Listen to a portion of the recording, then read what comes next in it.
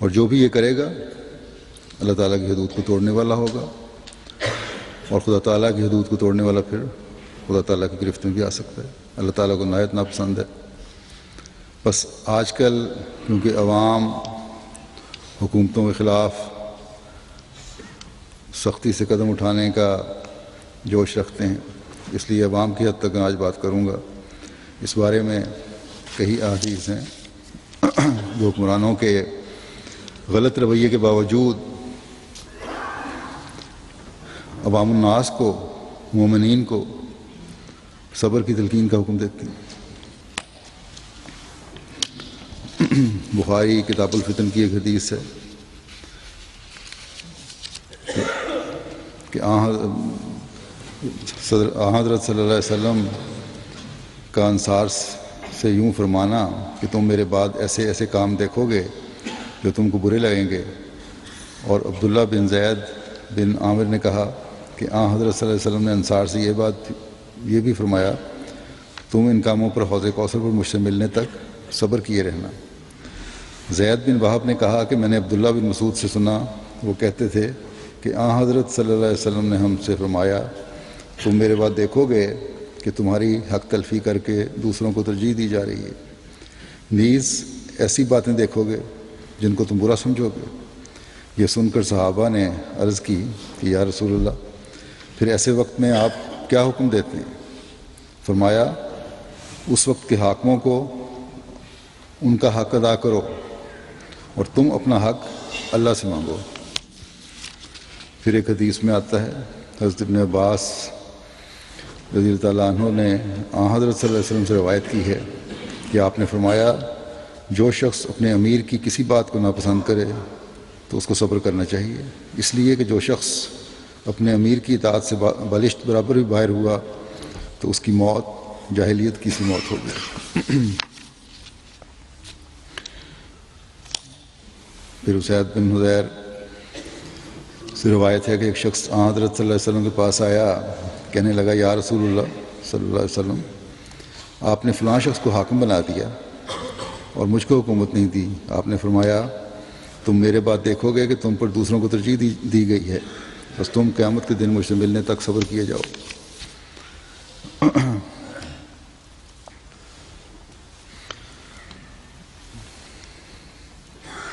سلمہ بن یزید الجافی نے رسول پاک صلی اللہ علیہ وسلم سے عرض کی یا رسول اللہ، اگر ہم پر ایسے حکمران مسلط ہوں جو ہم سے اپنا حق مانگیں مگر ہمارا حق ہمیں نہ دیں تو ایسی صورت میں آپ ہمیں کیا حکم دیتے ہیں؟ رسول پاک صلی اللہ علیہ وسلم نے اس سے اعراض کیا، اس نے اپنا سوال پھر دہرایا، آپ نے پھر اعراض کیا، اس نے دوسری یا تیسری دفعہ پھر اپنا سوال دہرایا،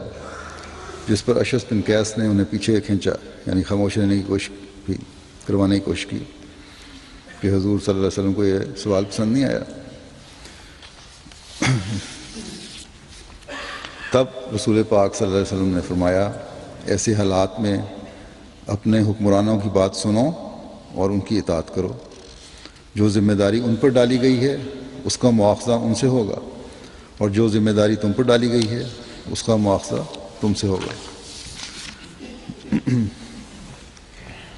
جنادہ بن امیہ نے کہا کہ عبادہ بن صامت کے پاس گئے، وہ بیمار تھے۔ ہم نے کہا اللہ تمہارا بھلا کرے، ہم سے ایسی حدیث بیان کرو جو تم نے حضرت صلی اللہ علیہ وسلم سے سنی ہو، اللہ تم کو اس کی وجہ سے فائدہ دے۔ انہوں نے کہا کہ حضرت صلی اللہ علیہ وسلم نے ہم کو بلا بھیجا، ہم نے آپ سے بیعت کی، آپ نے بیعت میں ہمیں ہر حال میں خواہ خوشی ہو یا ناخوشی، تنگی ہو یا آسانی ہو، اور حق تلفی میں بھی یہ بیعت لی کے بات سنیں گے اور مانیں گے۔ آپ نے یہ بھی اقرار لیا کہ جو شخص حاکم بن جائے ہم اس سے جھگڑا نہ کریں سوائے اس کے کہ تم اعلانیہ ان کو کفر کرتے دیکھو جس کے خلاف تمہارے پاس اللہ کی طرف سے دلیل ہو۔ ان احادیث میں عمراء اور حکام کی بے انصافیوں اور خلاف شرع کاموں کی طرف اشارہ کیا گیا، لیکن پھر بھی آپ نے یہ فرمایا کہ ان کے خلاف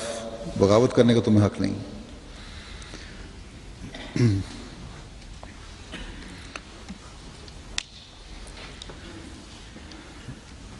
حکومت کے خلاف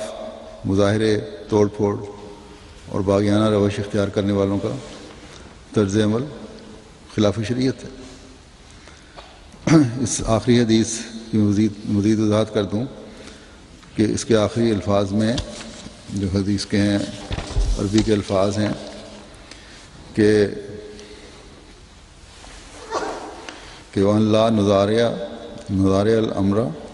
أَهْلَهُ إِلَّا أَنْ تَرَوْا كُفْرًا بَوَاحًا عِنْدَكُمْ مِنَ اللَّهِ فِيهِ بُرْهَانٌ، یعنی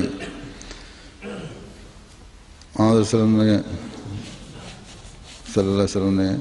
ہم سے اقرار بھی لیا کہ جو شخص حاکم بن جائے ہم اس سے جھگڑا نہیں کریں گے سوائے اس کے کہ تم اعلانیہ اس کو کفر کرتے ہوئے دیکھو، اس پر تمہارے پاس اللہ کی طرف سے دلیل ہو۔ حدیث کے یہ جو الفاظ ہیں آخری، ان کے معنی بعض سلفی اور وہابی، باقی متشدد دینی جماعتیں جو ہیں یہ فرقے، وہی لیتے ہیں کہ صرف اس وقت تک حکام سے لڑائی جائز نہیں جب تک کہ ان سے کفر بواح نہیں ظاہر ہو جاتا، کھلا کفر ظاہر نہیں ہو جاتا۔ اگر حاکم سے کفر بواح نظر آ جائے تو پھر اس کے ازالے کے درپے ہونا اور اس سے حکمرانی چھین لینا فرض ہے۔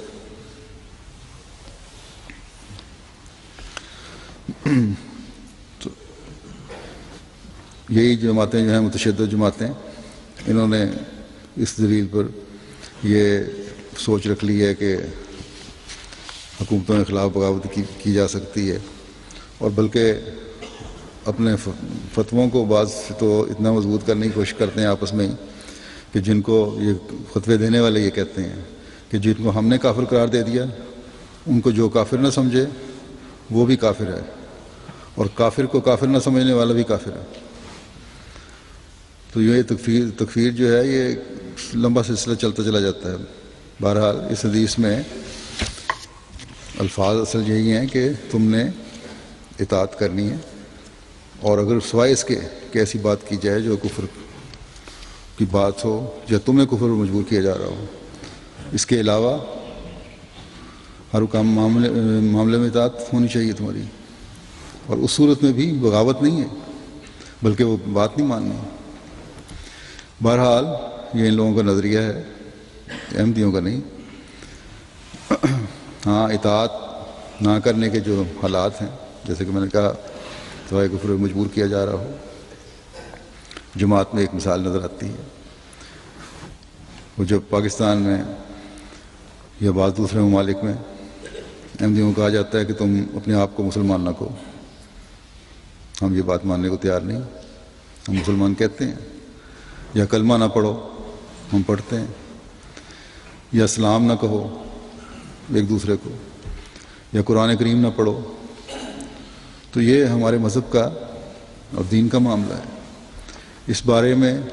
جیسا کہ حدیث سے ظاہر ہے اطاعت کی ضرورت نہیں، لیکن یہاں بھی ہم بغاوت نہیں کرتے، صرف ان معاملوں میں یہ کسی قسم کے قانون کو ماننے کی طرف ہمارا مان ہی نہیں ہم سکتے کبھی، کیونکہ یہ شریعت کا معاملہ ہے، اللہ اور رسول کے حکموں کا معاملہ ہے۔ جہاں تک ملک کے دوسرے قوانین کا تعلق ہے، اس کے باوجود ہر احمدی ہر قانون کی پابندی کرتا ہے۔ ہمارے نظریے کی اس تائید میں ایک پرانے امام میں سے ایک حوالہ بھی ہے، میں پیش کرتا ہوں۔ اس حدیث کی شرح میں حضرت امام النووی رحمہ اللہ تحریر کرتے ہیں کہ کفر بواح کا مطلب ظاہر کفر ہے، اور اس حدیث میں کفر سے مراد گناہ ہے۔ پھر مزید فرماتے ہیں کہ اس حدیث کا یہ معنی ہے کہ تم ارباب حکومت سے ان کی حکومت کے اندر رہ کر جھگڑا نہ کرو اور نہ ان پر اعتراض کرو، سوائے اس کے کہ تم ان سے کوئی ایسی بری بات دیکھو جو ثابت اور متحقق ہو، جس کا برا ہونا تم اسلام کے قواعد یعنی قرآن و حدیث کی روح سے جانتے ہو۔ اگر تم ایسا دیکھو تو ان کی اس بات کا برا مناؤ، اور تم جہاں بھی ہو حق بات کہو، لیکن ایسے حکمرانوں کے خلاف بغاوت کرنا، ان کے ساتھ لڑائی کرنا مسلمانوں کے اجماع سے حرام ہے، خواہ وہ حکمران فاسق اور ظالم